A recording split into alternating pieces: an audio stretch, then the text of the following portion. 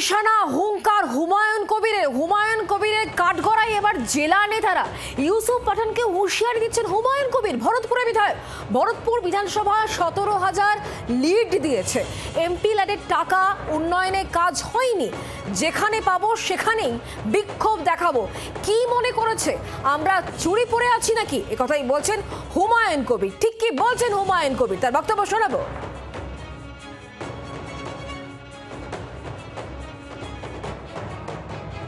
2024-তে এখন ইউসুফ পাঠানকে বগল দাবা করে চলে আসছে, গড্ডাতের মিটিংয়ে নিয়ে আসছে।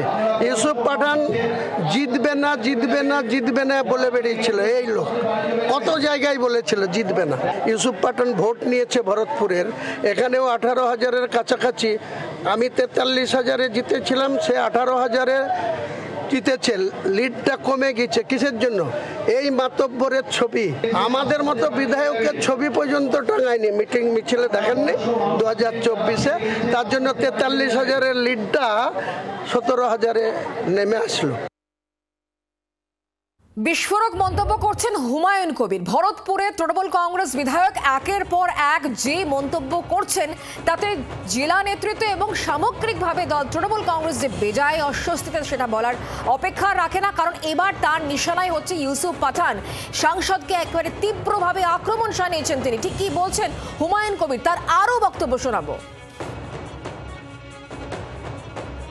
ভরতপুর বিধানসভা 17,000 লিড দিয়েছে, সেখানে কানাকড়ি এখনো এমপি ল্যাডের ফান্ড থেকে উন্নয়নের কোনো টাকা পায়নি।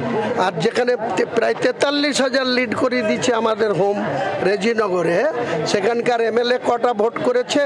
আর আমি আর ওখানে আতাউর বলে একজন আছে, পঞ্চায়েত সমিতির সভাপতি হাজবেন্ড, তারা মিলে 43,000 লিড করে দিয়েছি।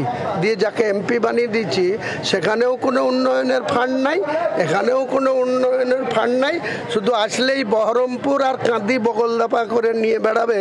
আগামী দিনে রাস্তায় যেখানে পাবো সেখানে তাকে বিক্ষোভ দেখাবো।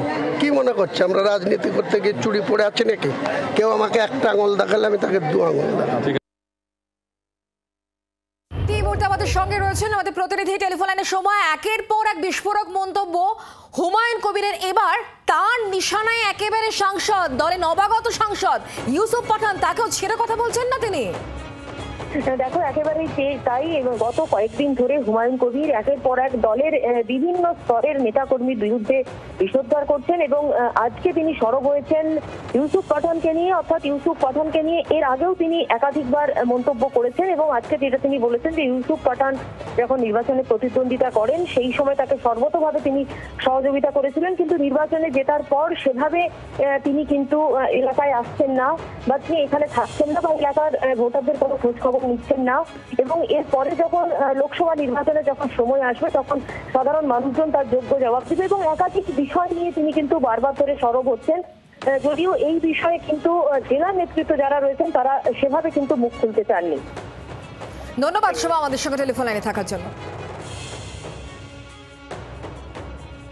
কামাকি স্ট্রিট থেকে আমার সাথে যোগাযোগ করে আমাকে বিজয়ার সম্মেলনী করতে বলেছিল। তারপরে 17 তারিখে কেন প্রোগ্রাম হবে? যদি বড়ুয়ারই উনি অজুহাত দেখান, বড়ুয়ার এমএলএ কোথায়? জেল কাস্টডিতে। আমার কাছে তথ্য আছে, আমি সময় মতো দেব। বিশ্বনাথ সাহা, জীবন কৃষ্ণ সাহার বাবা, তাকে কিভাবে কনভিন্স করে এই জেলা সভাপতি জীবন শাহকে আবার ইডিকে দিয়ে অ্যারেস্ট করিয়েছে, ঠিক সময় মতো যোগ্য জবাব পেয়ে যাবে। আপনাদেরকে তথ্য দিয়ে বলবো, কংগ্রেস শত্রু নাই তৃণমূলের, বিজেপিও শত্রু নাই, সিপিএমও শত্রু নাই, তৃণমূলের শত্রু। জেলাতেও কিন্তু সেই ধরনেরই কারবার চলছে। অরূপ চক্রবর্তী তৃণমূল কংগ্রেস নেতা এই মুহূর্তে আমাদের সঙ্গে রয়েছেন টেলিফোন লাইনে। অরূপ দা, হুমায়ুন কবিরকে তো একেবারে আটকানো যাচ্ছে না। একেবারে শেষ যে মন্তব্যটা তিনি করলেন, তিনি বলছেন তৃণমূলের শত্রু। ইউসুফ পাঠানকেও তিনি ছেড়ে কথা বলছেন না, বলছেন এমপি ল্যাডের টাকায় কোনো উন্নয়ন হয়নি, যেখানেই পাবো সেখানেই তাকে বিক্ষোভ দেখাবো। কি বলবেন? মানে এত কথা না বলে উনি কাজে কিছু করে দেখান। উনি যেটা বলছেন, ওনার মনে হয়েছে ওনার পার্সোনাল ক্যাপাসিটি, বাক স্বাধীনতার উপরে তো এখন তারপর জিএসটিও কমে গেছে। এমনি তো কথা বলার উপরে কোনো জিএসটি লাগু করেনি দেশের সরকার। যে যার মতো কথা বলতে পারে, গণতান্ত্রিক অধিকার আছে দেশে, উনিও গণতান্ত্রিক অধিকার প্র্যাকটিস করছেন, উনি ওনার মতো করে বলছেন, দল দলের মতো করে বিষয়টাকে দেখছে। দলীয় শিক্ষক শৃঙ্খলা রক্ষা কমিটিও বিষয়টা দেখছে।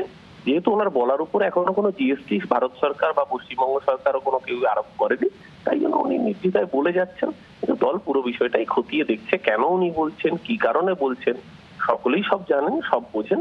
আমার মনে হয় এই ধরনের মন্তব্য করে আখেরে কারোর কাছে খুব একটা গুরুত্ব পাওয়া যায় না। উনি পর্ষিয়ান বিধায়ক, অনেক দিনের পুরনো রাজনীতিবিদ, নিজের সম্মান সম্পর্কে উনি যথেষ্ট সচেতন নিশ্চিতভাবে। তাই আমার মনে হয় কোনো মন্তব্য করার আগে আগু কিছু সব দিক বিবেচনা করেই মন্তব্য করা ভালো।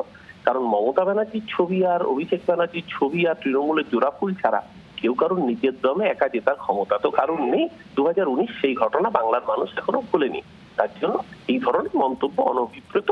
দলীয় শৃঙ্খলা রক্ষা কমিটি পুরো বিষয়টাই পর্যালোচনায় রেখেছে।